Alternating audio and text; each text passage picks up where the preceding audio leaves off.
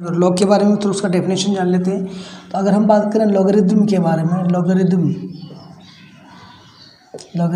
मतलब लघु गुणक, उसको हिंदी में बोलते हैं। अगर लॉगरिदम के बारे में बात करें सर, तो ये हम लोग इसका डेफिनेशन पहले देख लेते हैं। इसका डेफिनेशन क्या होता है, देख लीजिए। इफ़ अगर आपको दिया हुआ है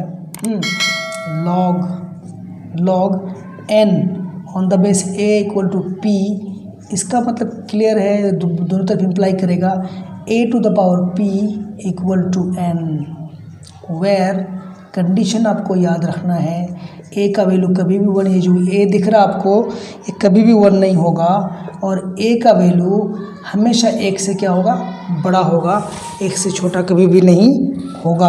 और ये जो n दिख रहा है, ये n ये हमेशा पॉजिटिव होगा, क्योंकि नेगेटिव का लॉग हमें डिफाइंड नहीं है। तो ये इसका डेफिनेशन हुआ। ये एक्सपोनेंशियल फॉर्म में है और ये लॉगरिदमिक फॉर्म में है। एग्जांपल ले सकते हैं हम लोग, अगर एक एग्जांपल ले लें तो हमको बात समझ में आ जाएगी। जैसे हम कहें 2 पर पावर, अगर हम लोग बात करें 2 पर पावर 3, हम इसको क्या लिखेंगे 8।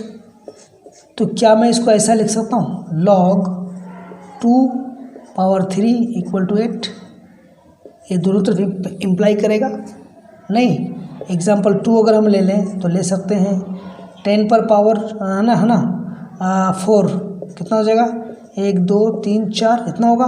क्या मैं इसको ऐसा लिख सकता हूँ, लॉग 10 बेस हो जाएगा, 4 यहाँ हो जाएगा, और ये यहाँ 10,000 हो जाएगा। ठीक है, कहने का मतलब है कि बेस जो होता है, जो नहीं लिख रहा है, जो बेस जो होता है, बेस पर पावर होता है इक्वल टू इतना, तो ये कभी भी नेगेटिव नहीं होगा, और जो बेस है कभी भी 1 नहीं होगा, और कभी भी 1 से छोटा नहीं होगा। तो ये हुआ लॉग का डेफिनेशन। अब कुछ फॉर्मूले हैं जो हम लोगों को देख लेने हैं, जो इम्पोर्टेंट है हमारे लिए, ठीक है ना। अब हम लोग फॉर्मूलों के बारे में थोड़ा सा बात कर लेते हैं। फॉर्मूले तो सर एक पहला आप जान लीजिए कि लॉग जो होता है, लॉग 1 हमेशा 0 होता है किसी बेस पर, एनी बेस, यहाँ बेस कोई हो 0 होगा। एक बात और जान लीजिए आप, ये जो लॉग होता है ना, ये अगर हमको log 3 दिया हुआ है तो यहाँ कुछ नहीं लिखा हुआ है, इसका मतलब यहाँ e लिखा हुआ है, हम लोग ये अंडरस्टूड है। अगर e नहीं लिखा हुआ है तो यहाँ अगर ऐसा है तो समझिए कि यहाँ e लिखा हुआ है। अगर e नहीं होगा तो यहाँ कुछ ना कुछ होगा, फिर 2 3 5 जो भी होगा, लेकिन अगर कुछ लिखा हुआ नहीं है तो हम समझ जाएंगे कि यहाँ पर e ही है, मतलब वो नेचुरल लॉग है। हम लोग पहले लॉग के बारे में डिस्कस कर चुके हैं। तो log 1 का वैल्यू हमेशा क्या होगा, 0। लॉग नेगेटिव का डिफाइंड ही नहीं है, लॉग 0 होगा ही नहीं, एग्जिस्ट ही नहीं करता है। लॉग खाली पॉजिटिव का होगा, 0 भी नहीं होगा। तो log 1 हो गया। अब आप यहाँ देख लीजिए, log a on the same base 1 होगा। नंबर 3 अगर इसी में अगर हम बात करें तो log e इक्वल टू 1, क्यों, क्योंकि यहाँ कुछ नहीं लिखा तो इसका मतलब यहाँ e लिखा हुआ है, log e का वैल्यू हो जाएगा 1। Okay, log a on the base b equal to 1 upon log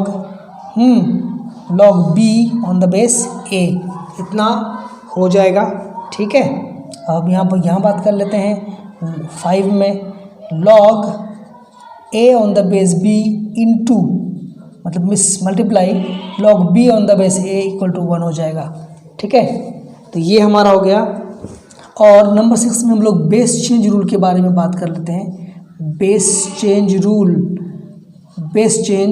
मतलब बेस को हम किस तरह से चेंज कर सकते हैं वो भी हम लोग देख लेते हैं। जैसे मान लीजिए हमको log दिया हुआ है, log a n दिया हुआ है, ये हमको log a बेस पर नहीं चाहिए, हमको ये चाहिए e बेस, दूसरे बेस पर चाहिए।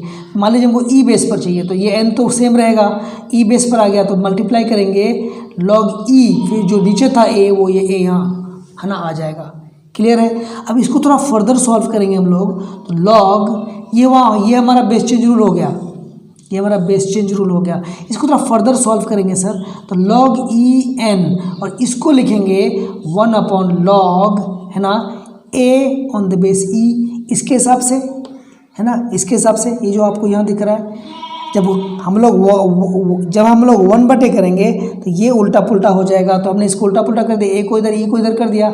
अब इसको फर्दर थोड़ा सॉल्व करेंगे हम, तो क्या मैं इसको ऐसा लिख सकता हूँ, लॉग लिख सकता हूँ क्या, ये हो जाएगा लॉग, है ना, n on the base e upon log a on the base e। हम लोग इसको simply log n upon log a लिख सकते हैं। अब देखिए यही चीज़ है, क्या चीज़ हो गया ये हो गया log n on the base a। तो log n on the base a को log n अपन log e मतलब नेचुरल लॉग के रूप में हम इस तरह से लिख सकते हैं। ये भी काफ़ी इंपॉर्टेंट फार्मूला है हमारे लिए, इसको हम 7वां फार्मूला कह सकते हैं। ठीक है सर, चलिए हम लोग बात करते हैं 8वें फार्मूले के बारे में बात करें तो log है ना m इंटू n। अगर ये दो कोई नंबर है और ये बेस जो भी है, बेस हमको जो भी दिया हुआ है, तो ये मल्टीप्लाई में है तो ये लॉग सी है ना सर, ये प्लस में हो जाएगा log m plus log n।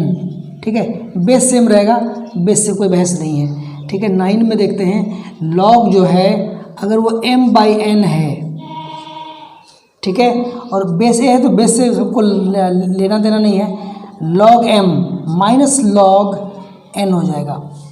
अगर ये क्वोशेंट में रहेगा तो माइनस हो जाएगा, प्रोडक्ट में रहेगा तो प्लस हो जाएगा। 10 में हम लोग देखते हैं log, अगर ये m है उस पर पावर n रहेगा तो ये जो पावर है वो साइड में आ जाएगा और ये log m हो जाएगा। क्लियर है, तो ये बात हमको समझ लेनी चाहिए। और 11th में अगर log ऐसा है n है और a पर पावर r है तो यहाँ 1/r, ये जो पावर है 1/r हो जाएगा और ये जैसा log है वैसे का वैसा रह जाएगा।